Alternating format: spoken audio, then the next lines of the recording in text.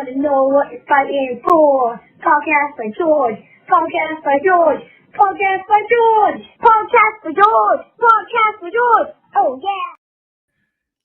Well, as always, thank you very much, Bernie and Sloan, the Podcast by George singers, for that outstanding introduction on the show. I've got lots of them, but I think that is one of my favorites.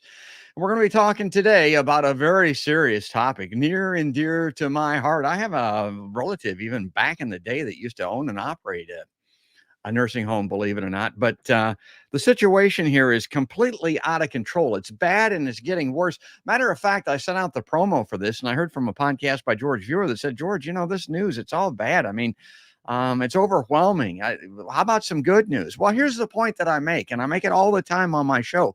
When I started Podcast by George, I had hoped to talk about music and movies and hockey and, you know, all kinds of stuff, as well as the news. But things have changed to the point to where I just decided I wanted to be a little bit of the independent left-wing media, the patchwork quilt of left-wing media that's being squelched, that is not being heard, that's really involved with trying to keep us all alive and subsequent generations alive so that they can enjoy the good news. And if we don't do that, there's no point talking about it because we ain't going to be here. And the big three on the PBG, like I tell people all the time, that is in line with this: climate, war, and healthcare. Those are the things that we need to address. And today's topic is squarely in the crosshairs of healthcare. And I hope you saw the promo. It is nursing homes. Yeah, are they nursing homes or are they houses of horrors? Yeah, that's the promo today. And there's our good buddy, our good pal, John Hale, that's going to be on the show today. And I got to tell you something, and we're going to have some stuff we're talking about today that falls into the category that we talk about on my show. What in the hell? I mean, this is really head snap, jaw dropping material, folks. It is kind of hard to believe. But let me bring back his LiveLine graphic and read the introduction for our guest. John Hale and his wife, Terry, own the Hale Group, a consulting, advocacy, and communications firm located here in the Heartland. Now, they're known as passionate and persistent voices on aging, disability, caregiving, a host of other issues, and they can be seen regularly at the State House, in the media, and in forums around the Heartland, advancing ideas, approaches, and policies that enable Iowans to lead the best lives possible. Yeah, we're talking lives to keep them from dying, or sometimes almost worse, it seems like. We're going to be talking about that. See the Hale Group on Facebook for more information about all of their work. Okay, let me take that off the screen, click a couple of buttons here, and welcome in our guest, our good buddy, our good pal, John Hale. Hi, John. Good morning, George. Good to see you. Yeah, thanks for coming in here, and thanks for all that you're doing here. And I know that you've been in overdrive lately. Up at the State House, we're going to get to a call for a hearing that was made yesterday, but I want to get to the article that kind of was the genesis for the meeting today. I mean, my God, people, you will not believe what is going on. John's been on the show before, and we've talked about these horrific circumstances. There are lots of them, but this may be one of the worst. Nursing home dumped an alleged rape victim at a homeless shelter. Inspectors say eviction was retribution for a woman's report of rape. Well, this is by the great Clark Kaufman. I've tried to get him on my show. He doesn't do a lot of audio video stuff. I mean, he's a print guy, so I can't get him on the show. But he has been a leading journalist on this topic for many, many years, and he is all over it here of late. Let's read into this a little bit, and we'll get John's comments. An Iowa nursing home resident was evicted and dumped at a homeless shelter after complaining that an employee of the home raped her, according to state records. Now, state inspectors say a female resident of Correctionville Specialty Care in Woodbury County complained in October that a male certified nurse's aide had forced her to perform a sex act on him and had sent her a video of him pleasuring himself. The woman allegedly provided law enforcement officials with a copy of that video. Now, the care facility retaliated against the woman. State inspectors allege, not Clark Kaufman, not me, not John, State inspectors are alleging this by evicting her from the home on short notice and then dumping her in a homeless shelter with no notice to the shelter and without her medical records. Despite the allegation of sexual abuse, the home's corporate owners then failed to prevent the man from going to work in other Iowa care facilities that they own, placing him in close contact with other vulnerable elderly Iowans. The inspector alleged. This may ring a bell with a lot of folks. Care Initiatives of West Des Moines is also accused of retaliating against a worker who confronted the administrator about the need to report the alleged rape to authorities. I want to have you pay attention to the words in here because there are some things in here, alleged rape is the term that they're using. As a result of the state's findings, the home's residents were deemed to be in immediate jeopardy. The state has proposed $45,500 in state fines. And that doesn't seem like nearly enough to me. But although those penalties have yet to be imposed, it's not clear whether criminal charges have been filed in that case. And here's where John comes in. Now, this is in the Iowa Capital Dispatch. John Hale, a consultant and advocate for Iowa seniors, our guest today, said the story of what allegedly happened to this resident is absolutely sickening.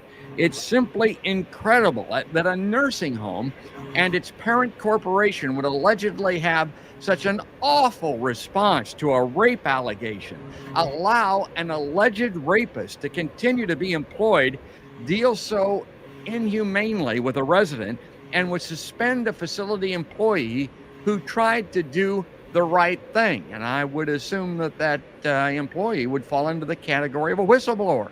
Yeah. Now, Hale also questioned the state's response to the situation, how the governor or any state legislator can sleep at night knowing that this kind of alleged cruelty exists in an Iowa nursing home is beyond me, he said.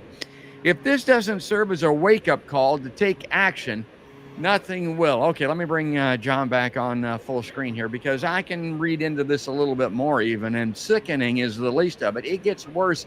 And John, maybe we can start here. You know, I'm a big advocate for showing war pictures and videos, and I'm reminded of the burning girl in Vietnam from the napalm. I mean, that had a lot to do with changing Americans' opinions on what was happening over there. The reporting by Seymour Hersh on My Lai had a lot to do with changing our perspective on the war. I'm all about showing and telling those things. I know they're sickening. I know they're horrific. I know people want to look away, but we can't do it. It goes back to what I talked about at the beginning of the show. Yeah, I want to talk about good news, but folks, there ain't going to be any football games. There's not going to be any beer drinking. There's not going to be any church socials, Tupperware parties, or anything like that if we're dead. If these people die, subsequent generations are dead because of climate war and healthcare. So I want to turn it over to you here, but that's where I'm at on this thing, and good on you for getting after it, pal. It's really appreciated by me anyway, John. Well, I tell you, George, this whole situation, not just this story, but this story in combination with story after story after story after story after story, mostly done by Clark Kaufman. Yes. If that doesn't make your stomach churn, I don't know what will. And if as we said, if this story and other stories like it doesn't make the governor and the legislators look at themselves in the mirror and say, you know, we really ought to be doing something about this, then I don't know if it ever will. First thing I got to say is thank God for Clark Kaufman. Yes. I think if Iowa had its own Time Magazine Person of the Year, I would nominate Clark Kaufman for that role, because without him, most of us would never know that this kind of stuff is going on, because these kind of stories are buried in the websites of the Department of Inspections and Appeals and Licensing in Iowa. It's all there. It's public information. As they would say, well, this is public information, but you really have to work to find this information and to interpret this information and to draw conclusions from this information. So Clark's done a hell of a job. And every time I see him, I stress to him how important his work is. we stressed in our opinion piece last Sunday, this guy's been reporting on this stuff, these issues of abuse and neglect in nursing homes for over 27 years. I've got the actual copy here. George, I'll show your readers. This is the special issue from the Quad City Times. Wow. Abuse and neglect from 1996. And so Clark's been writing about this, and the sad thing is, and this is where the real tragedy is, the stories didn't go away in 1996. The stories have continued since then, and the stories are more frequent now, and the stories are worse now. Yes. And that's the real tragedy here, is that it's gotten worse, and legislators and governors have had every opportunity under the sun to deal with this, to prevent these kinds of things from happening, and they haven't taken the opportunity to do so. I've been up at the legislature for 17 years, and it's a frequent topic of conversation, but the conversations never lead to any action. The actions are always the continuation of the status quo. Let's just keep flowing money to the industry, and let's leave them alone, which the 8 most powerful words in the English language from the nursing home industry has been exactly that. They told me personally, probably 5-6 years ago, and when I asked them what their agenda was for the next legislative session, what are they going to ask the governor for? What are they going to ask the legislature for? And they said, and I quote, 8 words: give us more money and leave us alone. And that's exactly what they've got. The governor has said, okay. The legislature has said, okay, we'll give you more money every year and we'll leave you alone. We won't talk to you. We won't ask questions. We won't expect anything. These are just gifts that we give you every year with no expectations. Just do what you want, and we'll just say, great. Now, something is just fundamentally wrong with this picture. This is being pointed out more and more these days. People are becoming more aware that this system has got to be fixed, and Iowans are starting to be more outraged by what they're hearing. They're asking the questions that legislators ought to be asking. What's going on here? Why are we seeing this story after story after story? Yeah, 27 years of it. And that's the biggest point that you're making there. These are not isolated incidents. I mean, people go crazy on airplanes as an example, but people look at that and say, well, there are hundreds of airplanes, thousands that go by, and that doesn't. Yeah, this is happening in these nursing homes. It seems like every day. We're just highlighting here some of the worst, most reported incidents that are in state records that a muckraking reporter like Clark Kaufman is digging up. And I wanted to have you maybe talk just briefly here about the money, because you mentioned these people want money. Okay, I would provide money if I were the state of Iowa, but I would provide it to the workers, to the employees, so that we could improve the employee, the worker pool for these nursing homes, so that there aren't people that are, down on their luck, wanting to come in for minimum wage, that are working in these homes, that are not credentialed the way that they should be. They're not being supervised the way that they should be. There just aren't enough in the way of quantity employees, but also quality of employee. Pay them more, subsidize that income if you have to through the government, through the state, so that we get better help in these places. And then secondly, and not to the damn corporations that are pleading with you for the money, that are out there begging, because they're making millions, for God's sake. The people that really deserve it are the residents themselves. John, I remember when we had you on the show before, I was shocked to learn that people in these nursing homes on Medicaid get $50 a month for their personal needs. $50 a month to buy toothpaste, shampoo. I mean, my God, that is, again, beyond shocking. That goes right to the heart of what we're talking about. Who are we to allow this to happen, John? Well, it is beyond shocking. The one thing I do want to say, and it's important to say it right up front, is there are some good facilities in the state of Iowa who are trying their best to do their best. And that's important. But it's like the one bad apple or several bad apples spoils the bunch. And this is exactly what's happening. There are some bad apples out there. There are some bad actors out there. There's stuff where bad stuff is going on, and they tar the others by their actions. But they're, the good facilities ought to be starting to talk about the bad facilities. They ought to start saying, Jesus, Yes. we got to clean this act up here. The state of Iowa doesn't focus at all on identifying best practices that some of these better facilities utilize, and go to these poorer facilities and say, you need to change the way you're doing business here. We can't continue to send you taxpayer money, millions of dollars, year after year after year, and continue to see poor results. Now, there's plenty of money in this system. Yes. There are taxpayers alone spend $800 million every year goes to the nursing home industry in Iowa. $800 million. Wow. Now, What are we getting? Yeah. the problem here, George, is that these $800 million a year go to the industry as a check, a blank check. There's nothing that comes along with it in terms of specificity that says, a certain amount of this money ought to go to your workers. Yes. Because we know, everybody under the sun knows that's taken a look at this. This is not rocket science.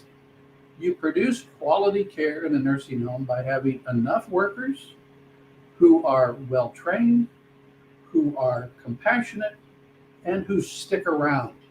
Yeah. And these workers will not come in the door, nor will they stick around if they can make more money down the street by working in a convenience store or working in retail or working whatever. And those jobs are important. I'm not being critical. Yeah, but these jobs are hard. Well, I mean, they're difficult. They need to be paid for what they're doing. And if you don't think so, folks, you go do it. I mean, and good on them for doing that. And I'm also kind of interested in this minority hiring issue playing into this. Now, we won't get into that today, but I'm thinking that we need to encourage and support and pay the minorities that everybody looks down upon, because I think a lot of this work is and will be done in these nursing homes by those folks, and God love them for doing it. Let's pay them. Well, anyway, here's the thing. So this reporting appears in the Iowa Capital Dispatch, and John Hale comes flying into the Des Moines Register with an op-ed piece. I want to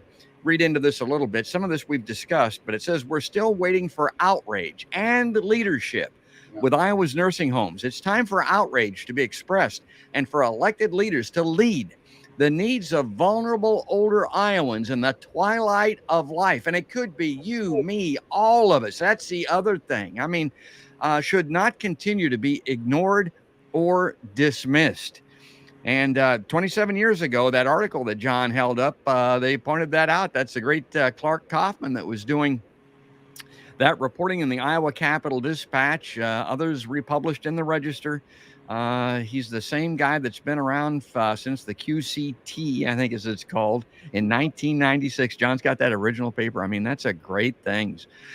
So for over 27 years, horrific stories of neglect and abuse have stemmed from far too many nursing facilities that employed too few workers, failed to adequately compensate, train, and respect workers, routinely accepted exceptionally high levels of employee turnover, lobbied elected officials to increase annual appropriations of tax dollars, but also minimize oversight of their efforts, avoided criminal prosecution for their misdeeds, and have put the desire for profit ahead of the needs of the Iowans they exist to serve, the elected officials we're talking about. And John says, we ask, where is the outrage? Let me see if there's anything else here in this article I want to close out with. Okay, so this is great, and this needs to be said. John writes, shame on all for the casual acceptance of neglect and abuse, the willingness to turn a blind eye to what's going on, and the capability to view older Iowans as both invisible and expendable. Invisible and expendable. Hell, just let them die.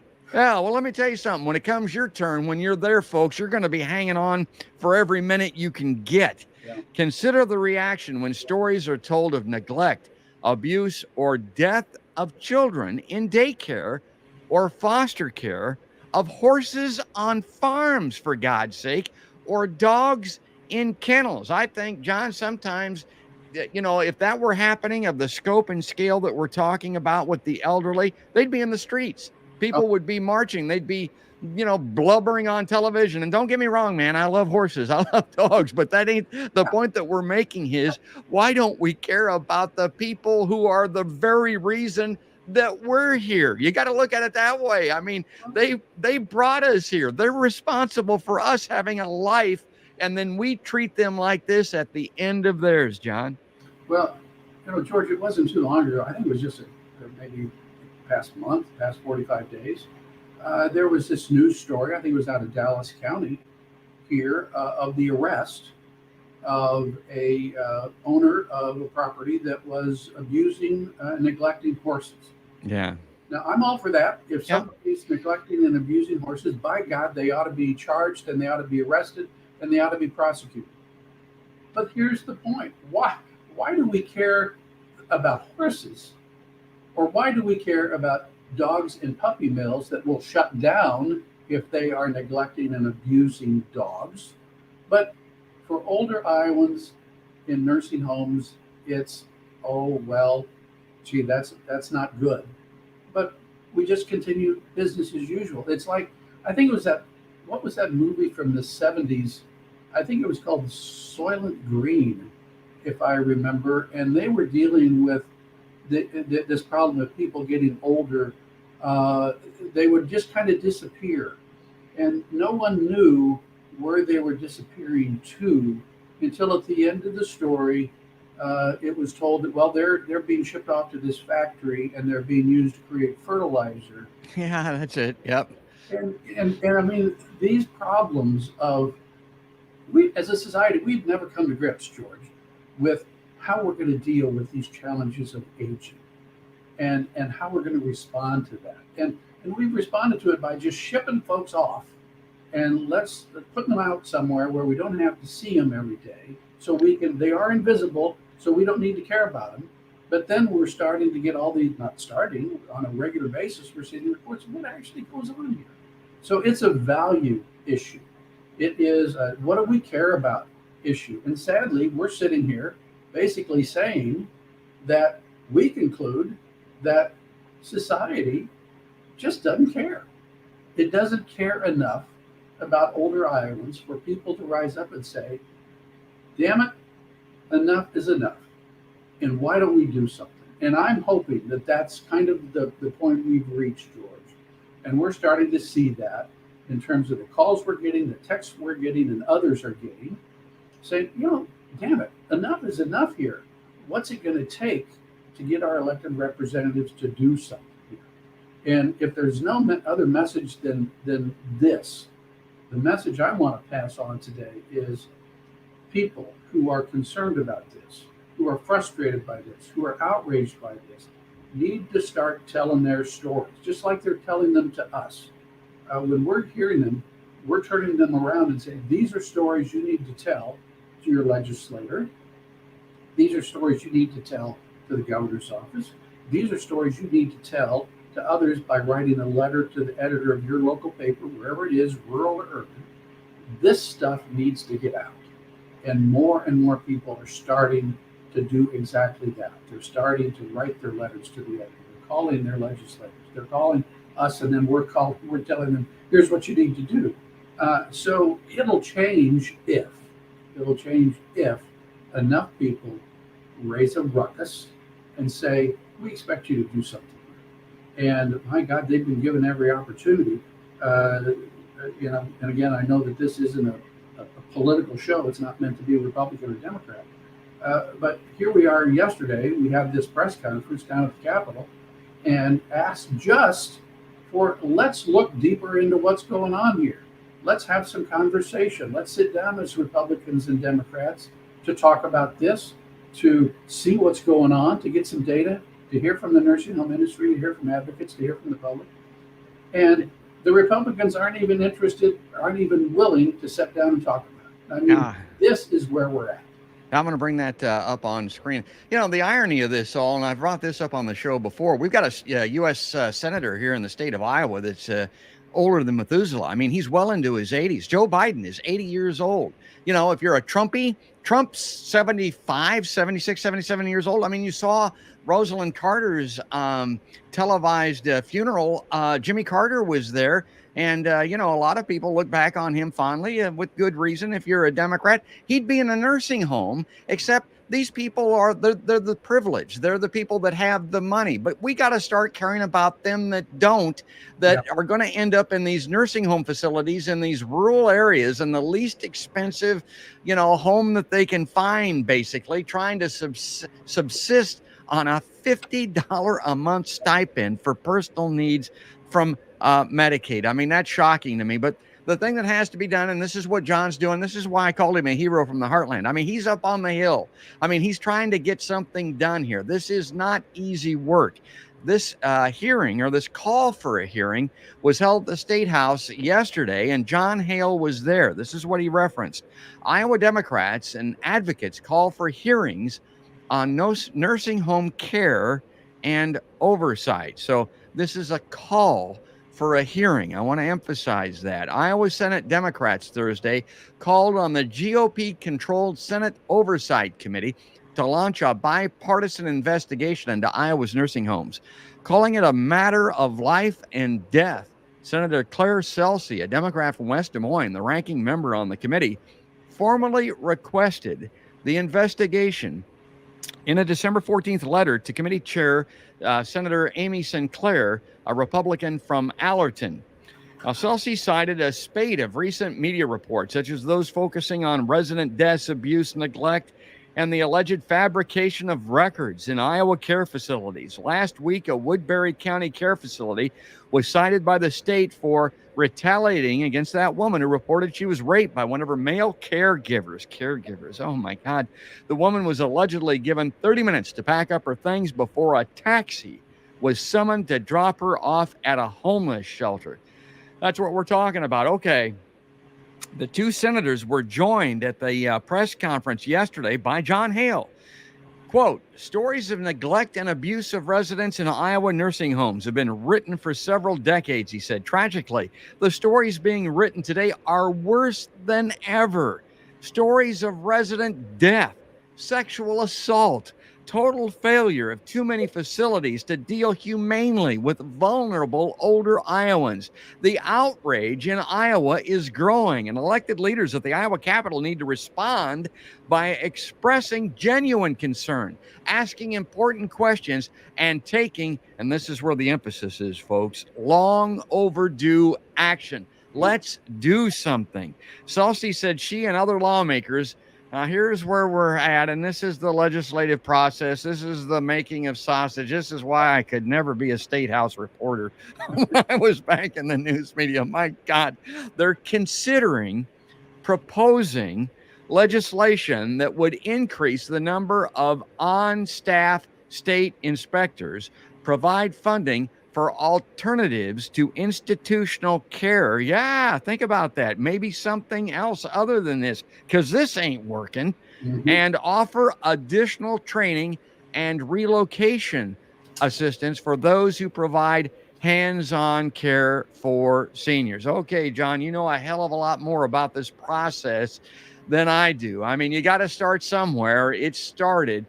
What's been your experience now where you've got you know, the Republicans with the trifecta here in the state of Iowa? They include, I mean, they even the judiciary, I think they control. I mean, is this going to go anywhere? Is something going to happen this time? Or is this just another means of, you know, sounding the call? Well, I think the story has yet to be finished. The first chapter of this has been written with the hearing yesterday. Now, the story that you haven't picked up on yet, George, and Clark wasn't able to report on, and other media haven't been able to report on, but the Des Moines Register does have a story up on their website this morning saying that the Republicans have responded to this request for a meeting. Amy Sinclair, the senator who's in charge of the Oversight Committee, and the governor's office responded. And both of them said, no, We're not going to provide more oversight of this industry. We're not going to have a meeting. We don't need to. We don't. Amy Sinclair used the word. We don't want to be distracted. Here's a person in charge of the oversight committee. The oversight committee. I mean, my God, you can't make this crap up. There's an oversight committee in the Senate. They have not met at all for 4 years. 4 years. They've seen nothing in state government that would cause them to ask any questions, look into anything, express any concerns. They just have said, well, apparently everything's fine. We don't have any responsibility here. I would remind Senator Sinclair of what every sixth grader in Iowa knows or is learning, that there are 3 branches of state government. There's the executive branch, which is controlled by Governor Kim Reynolds. There's the judicial branch, which includes all the court systems and the state Supreme Court. And there's the part of government that Senator Sinclair actually happens to be part of, which is the legislature. And any sixth grader, any junior high student who is looking at the roles of these various 3 entities would quickly learn that it's part of the role of the legislative branch to look into what's going on in the executive branch and to provide some oversight. Legislatures appropriate money to be used for all kinds of things, billions of dollars. In this case, they appropriate $800 million to nursing homes, and they have the responsibility to just make sure that the money is being used well. You know, this is an issue that's important to residents of nursing homes, but it's also critically important to taxpayers who are paying the bill. Yes. Everybody deserves to have some oversight. And again, oversight doesn't mean you're going to go in and just rake people over the coals. Oversight means bring agencies in this case, the Department of Inspections and Appeals and Licensing, or the Department of Health and Human Services, and just sit down and have a conversation. Tell us about what's going on. Tell us what you're seeing. Tell us what your concerns are. Tell us how we can help as a legislature. But Senator Sinclair says that would be a distraction. Hasn't met in 4 years. Now, what the hell? What's going on here? I mean, this is just fundamentally flawed. Failure at a job is one thing. If you fail, if you do your job and you fail, okay, you've tried, you failed. Refusal to do your job is something else. They're not failing, they're refusing. Now, if they had an employer, the employer would probably fire them on the spot for refusing to do their job. But in this case, Amy Sinclair apparently feels that she's working for the governor, doesn't work for constituents across Iowa.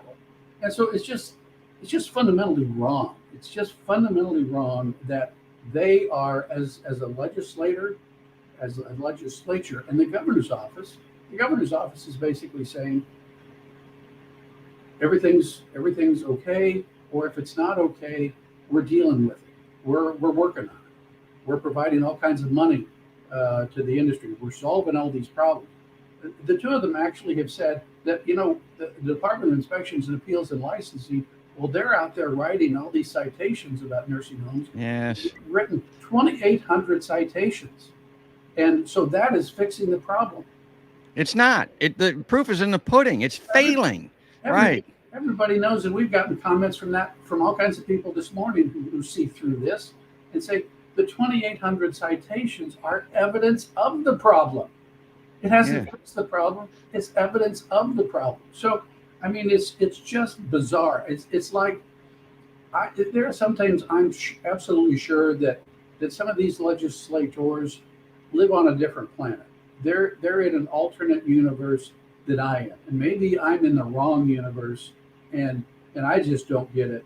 But I tend to think that I'm in the universe most people are in, and it's some of those folks that just don't get it. So that's where leadership comes in. That's where these problems have been around for a long time. Clark Kaufman's been reporting on it for a long time. I've been talking about it for a long time. They've never been fixed because of a lack of leadership. It's time for leaders to step up and lead. That's what we ask them to do, expect them to do. But in this case, they just don't want to do it. And I hate to say this, but the nursing home industry, the lobbyists for the nursing home industry, the politicians, too many of them are in bed with each other. And sadly, as a result of that, the public gets left out, and the solutions, the problems that they have, don't get solved. Well, I don't hate saying it. And for people that are listening in audio here for the audio podcast, I want to read this. This is from the governor's office Thursday. The governor raised concerns about calls for additional oversight, including the recent proposal from the Biden administration to implement minimum staffing requirements in nursing homes. Governor Kim Reynolds was one of 15 governors who issued a statement opposing the federal mandate. And of course, Iowa is one of the leading states. It used to be the leading, maybe they go back and forth with Florida, with the number of elderly here in our state.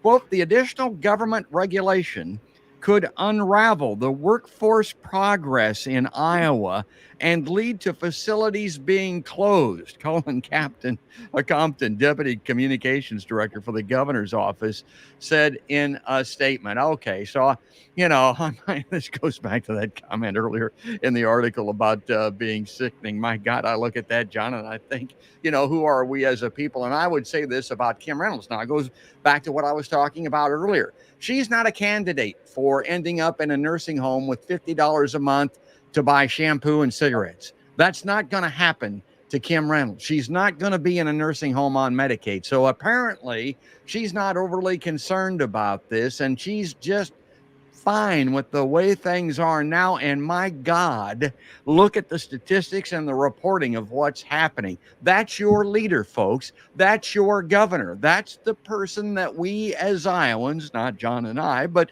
we as Iowans reelected overwhelmingly, boosted her back into office to sit there and do this kind of thing. Like I said, now John's a little reticent to speak in the terms that I am, because he's got to do this work. I mean, he's got to be up on the Hill. He's got to lobby and cooperate with these folks. I don't. So, I mean, I'll put it in the strongest terms I can, John. My God, that is sickening.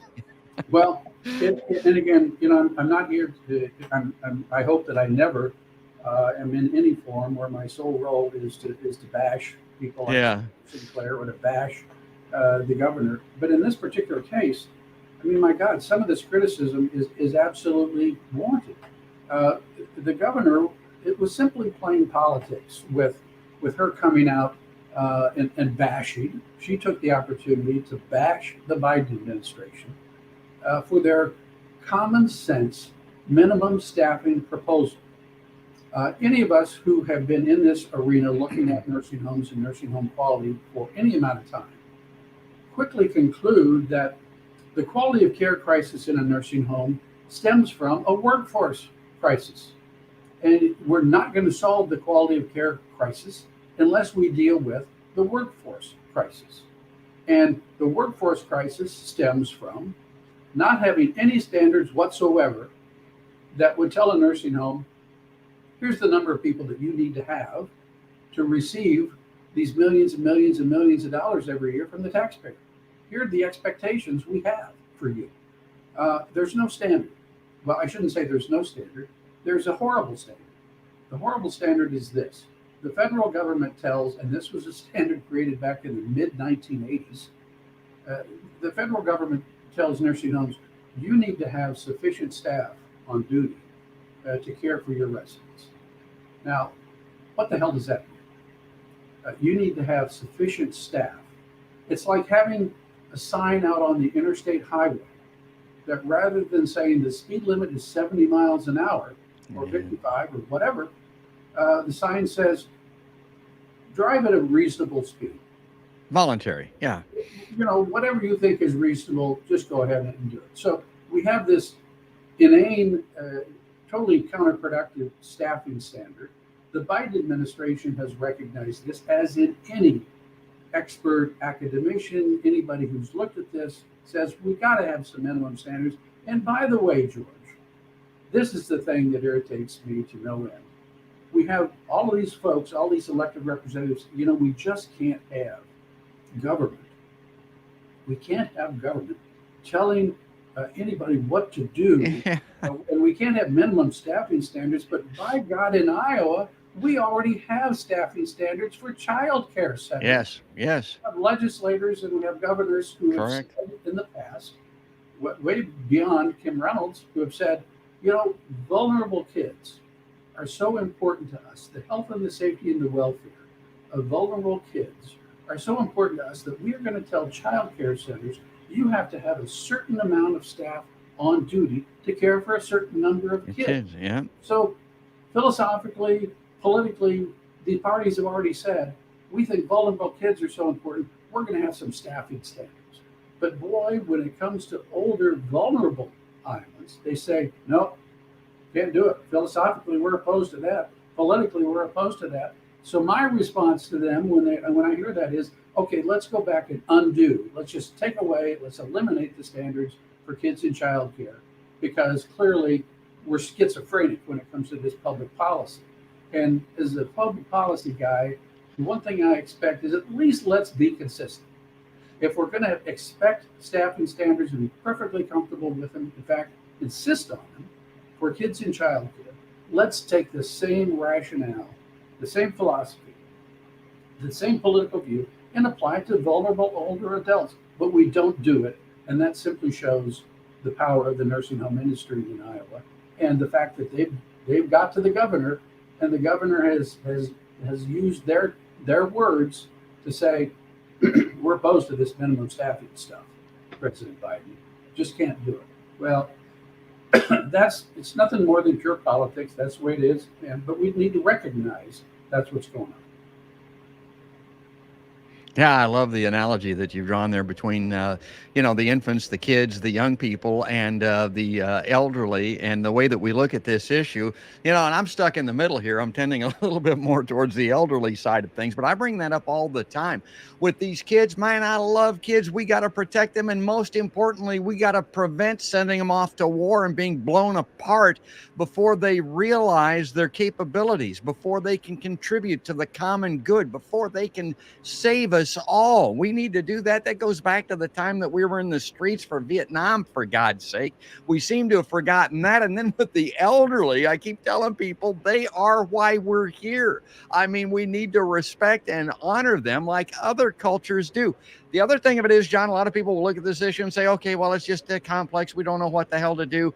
It's good to complain about this, but you don't have any solutions. Yeah, we do. Go to the Hale group online, go to the Facebook pages of the Hale group, and you'll find this: the 12 steps to fix the quality of care crisis in Iowa's nursing homes. Now, we're running out of time here, so I'm not going to be able to spend a lot of time on each point. I'll read through the 3 of these at a time, John. You can comment on any or all that you like. Number 1, create a broad-based strike force to address the persistent crisis in attracting and retaining sufficient frontline workers. Number 2, adopt minimum staffing standards to ensure an adequate number of frontline staff per nursing home resident. That's what we're talking about, like the daycares. Revive nursing home cost reports to ensure more detail and greater transparency in how the industry spends $800 million in appropriations each year. I know that for sure, because I talk to people that are looking at the cost of nursing homes, and they're going, what the hell? Where's all that money going? They're talking about their own money, but John's looking at this $800 million in appropriations. Where's all that money going to? Well, we don't exactly know. Is that true, John?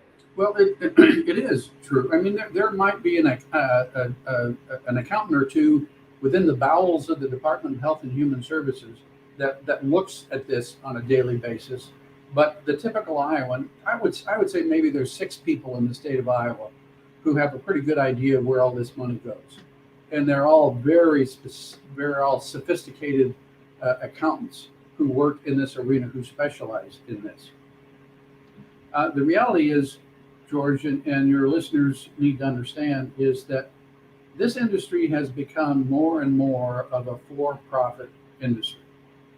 It used to be decades ago, you had a lot of a lot of nonprofits, a lot of faith-based, community-based institutions who were focused on good care. They saw it as a public service to care for the people in their communities that they knew. Now it's become a for-profit business. Probably 70% of the facilities in Iowa are for-profit, and a lot of the nonprofits act like for-profits.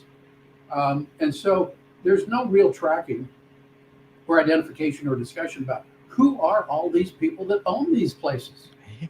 We're having more and more ownership coming from out-of-state investors. Yes. who are looking at this. The days of this being a public service are mostly gone. These are now businesses and corporate businesses and out-of-state businesses who look at this solely from the standpoint of how much money are we making? What's our return on investment? And if their return on investment isn't good enough, they are perfectly comfortable in shutting these facilities down. Mm. So everybody needs to have transparency. Particularly the taxpayers of Iowa deserve to know, are they getting their money's worth or are they not? And now we don't have the reporting structures in place to tell them whether we're getting money's worth, and those reports need to be changed. Let's take a look here again, going back to the 12 steps here. Anything in these three that you'd like to talk about, John? Require strict oversight and investigation to identify where the tax dollars are being misused. Incentivize quality care with a pay-for-performance program. Pay-for-performance program. Change laws, regulations, and practices so that local, state, and federal prosecutors can hold owners and managers responsible for neglect or abuse of residents. Now, we don't want to hold them accountable for people being old and sick. I mean, that's why they're in there. We're talking about responsible for neglect or abuse of residents, John. Well, yeah. And if we can prosecute those who are neglecting and abusing horses or dogs, I think we'll be able to prosecute those who are neglecting or abusing older adults. And if there are some things in the law that don't make that as easy as it should be, those need to be changed. The one in here I want to talk a little bit about, George, is this: incentivize quality care. Typically, in most things in life, you get what you pay for.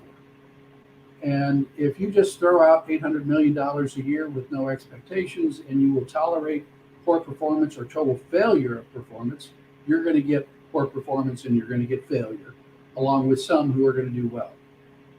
We just simply need to create a system in Iowa that encourages and incentivizes good performance and reward those who do a good job, help those who are not doing a good job but who want to do a better job, and for those facilities who are just failing year after year after year, I say, and a lot of folks disagree with me on this, and I have to just be honest and state that, a lot of folks disagree with me. I say if a facility continues to fail year after year after year, go in there. Again, we're talking about tax dollars here. Shut them down. Force them either to sell the place, turn the management over to somebody else, or close it down. This is what we do for financial institutions in Iowa. If a bank is failing, what do? State regulators go in, shut them down, force a sale. But for a nursing home, we just continue year after year, spending millions of dollars to just keep providing bad care. That's unacceptable. Inexcusable. Okay, I would spin through these here again very quickly. This is the next group of three. Allow Iowans to age in place. Long-term care providers that serve people in their homes and communities. Give one state agency the authority and resources to ensure nursing homes provide consistent, high-quality care. And then number 9, this is all bold. Don't waste a good crisis. Turn it into an opportunity to inspire innovation and experimentation in how nursing homes are designed, operated, and staffed. And again, this goes back to what I said earlier, because what we're doing ain't working, John. What we're doing ain't working. And beyond that, George, what we're doing is not what people want. People do not, as they age, as they get older, as they need help, I can swear to you, I can guarantee you that if you go out and do a man on the street interview and stop 100 people, and you ask them, as you age and as you begin to need a little bit of help, Where do you want to be? Where do you want to live out your life? Maybe 5 or 10 of them might say, well, you know, I think that nursing home might be a good place to be. You know, the vast majority is going to say, yeah, don't send me there. Yeah. And, you know, my God, we're hearing more and more people say that. I never want to go to a nursing home. Yeah. I never want to go to a nursing home. But state government can change this picture by simply, as they appropriate money, give more and more of those funds, even if you don't grow the pie, even if you just have that same $800 million, say, well, we're not going to give as much to nursing homes this year. We're going to give more to create and really incentivize the creation of a vibrant system of home and community-based services across the state, so that when you or I get older and we need some help, our first choice isn't to go to the nursing home. It's to have services brought into our homes so that we can stay and live in our community, in the home that we are comfortable in, that where we want to die. And state government can do that. It's just simply a decision that they need to make. So this aging in place thing is big. Innovation is big. I mean, we're always going to have nursing homes. I recognize that. We're going to need them. But they can change the way they do business. Rather than having these massive facilities with long hallways with a few members of the staff who are running around trying to help everybody and not really helping anybody because they're trying to help everybody. You can take this same facility physically, reduce it into smaller little pods, I call them, of 6 or 8 residents that create kind of a mini home-like atmosphere. Yeah, a group home, yeah. But the same people help them every day. The care is going to get better. The people are going to feel better about it. And this is what the state can do. They can say, let's do that. We have more and more people coming up to us and saying, as we get older, we know some people, we got some friends, we want to just kind of live together. I call it the Golden Girls model. The Golden Girls model, where men, women, couples, whomever come together, they live in this same house, they got a big place, they got their own areas, but they've got some common areas. The state can incentivize that. See, that's okay. Rather than say, no, you can't do that, and we're not going to pay any Medicaid dollars for that, they can say, okay, let's figure out how we can do that, and maybe it's a good idea. And it is a good idea because people want it. It's also a good idea because it's cheaper. It is home, providing services to people in their home is significantly cheaper than 24/7 care in a nursing home where somebody is paying $10,000, $11,000, $12,000 a month to be there, or the state is paying $8,000 or $9,000 or $10,000 a month for someone to be there. It can be done because people want it done. It's their preference. It can be done because it's cheaper. The taxpayer benefits from it. So that's really important. And the one agency thing, we got all these state agencies that have some involvement in nursing homes. Department of Inspections and Appeals goes out and investigates and writes, citations and collects fines. The Department of Human Services is responsible for paying all these facilities. But we've got nobody in state government that simply is told by the governor and by the legislature, you are responsible for the quality of care in nursing homes, and we're going to hold you accountable for that. If there's no accountability, we're probably not going to get it because nobody will focus on it. We got a lot of people that dabble in it, but nobody's responsible for it. That can be changed. Easy. Yeah. And we got to decide who we are as a people and how we want to have our tax dollars. And if you're an MMT person or whatever, but on the state level, I think it is realistic to say your tax dollars are being spent. Do you want it to be spent on things that are killing us, that are worthless, or being spent on people, keeping them alive and allowing them to live out their lives in dignity? That's what I want my government on all levels to be doing. I don't want them funding Rube Goldberg CO2 capture pipeline things that are completely unrealistic and aren't going to happen. I don't want them subsidizing poisonous CAFOs so that we can eat ourselves to death. I don't want them spending money on a National Guard going down to the border to prevent people from coming up and working in our nursing homes, as an example. I want our government doing things to keep us alive. And that's what this is, alive and living out your life in dignity. Let me finish off here by bringing up the last three here, John.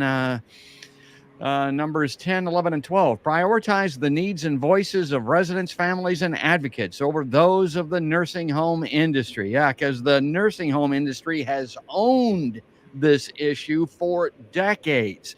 Approve legislation that allows the installation of cameras in rooms when residents request them. Yeah, that's a good idea. Look at how that's changed the world of law enforcement. That could be a good thing.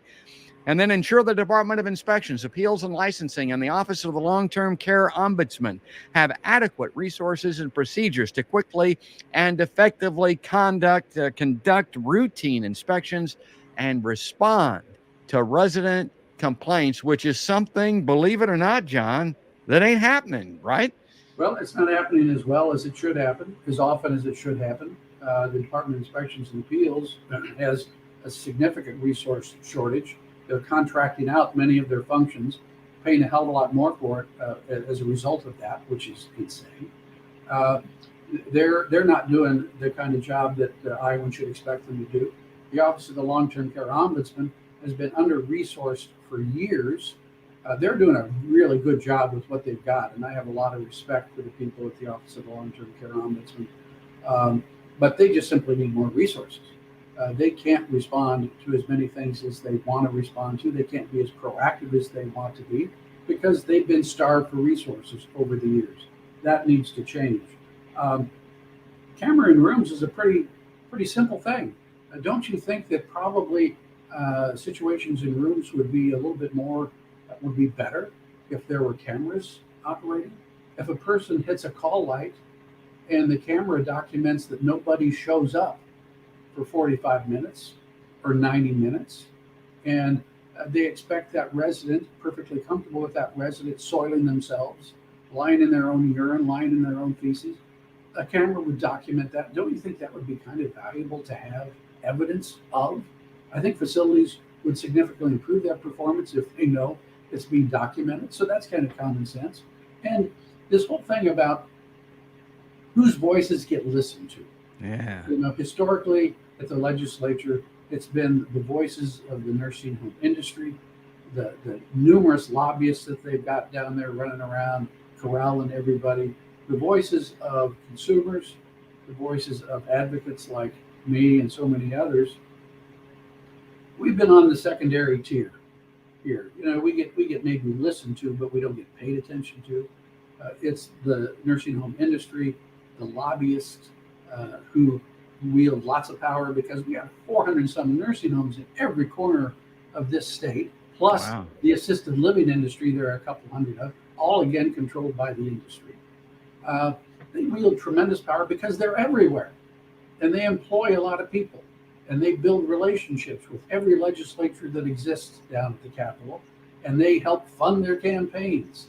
And so they are one of the most powerful lobbies and industries in the state of Iowa. Most people don't know that. Most people think, well, it's probably the Farm Bureau. It's probably the big businesses in Des Moines that have these powerful lobbies. They do. But my God, the nursing home industry and the assisted living industry is just as powerful as any of them. And they wield a lot of clout. That thing needs to be tipped on its head. And yeah, the voices of those folks are important, but they shouldn't be preeminent. They exist to serve people. And it's the people they serve and their voices who the legislators ought to be listening to. Well, we've used up our hour, John. We're coming up here to the top of the hour. I'll give you last word on this, but the other thing I would add to that, those people that John's talking about that have controlled the dialogue here, the revenue that are responsible for what we currently have, which is a disaster, none of them are going to end up in a nursing home. They're not going to be on Medicaid getting $50 a month. That ain't happening to them. And I think that has one hell of a lot to do with all of this. John, give you the last word here, pal. You've been great to come on the show again and highlight this very critical issue and one that's very near to the heart of Podcast by George. Well, I really appreciate your interest, George. I hope that more and more Iowans will become as interested as you are. So it's always a privilege to be on your program. The one thing I would reiterate is this situation can change. We know what the solutions are. We've just gone through some of them, and that's not an exhaustive list. But there are solutions, but the solutions are never going to be discussed, never going to be seriously addressed until more and more Iowans start being outraged, start expressing their outrage to legislators, start writing letters to the editor, start raising a fuss. That's what it's going to take. That's the history of all kinds of legislation over the centuries. Women's rights, that never would have happened. Women Right. would have got the right unless they raised a fuss.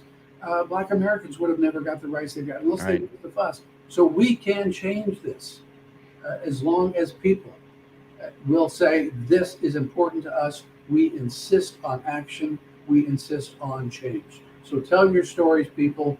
Get engaged. We're starting to see that happen, which I'm really pleased at. And the snowball has been built.